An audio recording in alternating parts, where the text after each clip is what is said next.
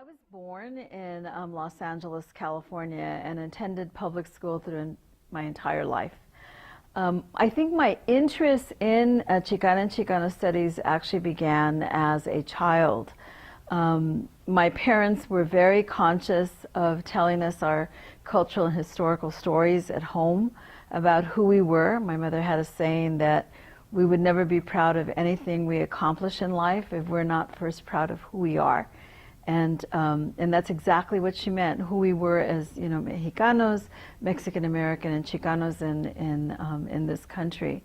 So I remember as a high school student growing up during the midst of the civil rights movement, and I grew up in South Central LA, so it was not the East Side. We were a mixture of African American and Latinos who actually went to a high school that was predominantly white. Growing up in a community that was segregated, mainly Mexicano, mainly Chicano, mainly African American.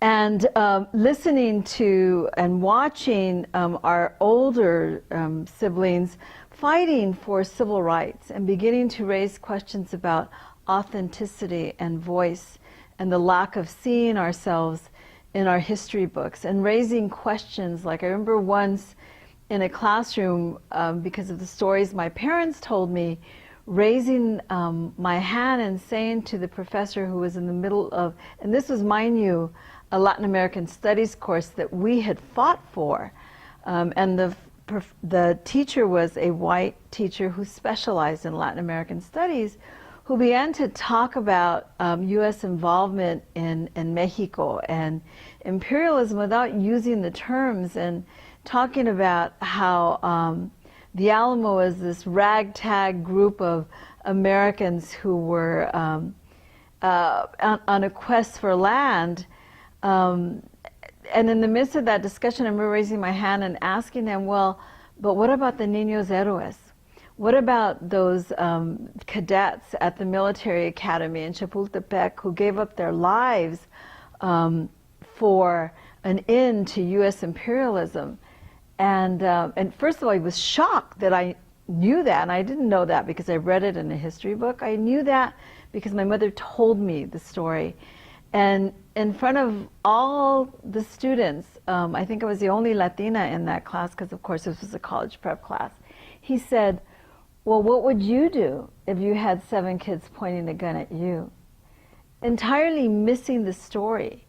And so based on that, a number of us began to organize at the high school for authenticity in a Mexican American studies class. And we organized a walkout. We began to ask for it. So I think my involvement began in high school and trying to secure this one class. I majored in Chicano studies in college. And even as a major, and it continues to unabated to this day, the struggle for viability, for authenticity, for validity of a discipline that is marginalized even in the institution where I teach. And I'm in the largest Chicano studies department in the country. I am absolutely ecstatic that I found a home in this department, but I recognize that it continues to be marginalized in the larger academy, and that until then, we're teaching the old adage about teaching against the grain. That's exactly what we do. We do scholarship against the grain, and we uncover the voices of our people historically and at the present time. So it's a multiplicity of disciplines housed in Chicano studies. And my students often tell me it's the first time they've ever seen themselves or their voice, and they're thrilled, and I'm thrilled, and I recognize the importance of Chicano and Chicano studies as a viable discipline. Not only do we contribute to the founding of this country, not only do we continue to engage in changing the discourse and what it means to be American, but we challenge, and we critique, and we upset. And we make sure that there's authenticity in the voice and the history of our people.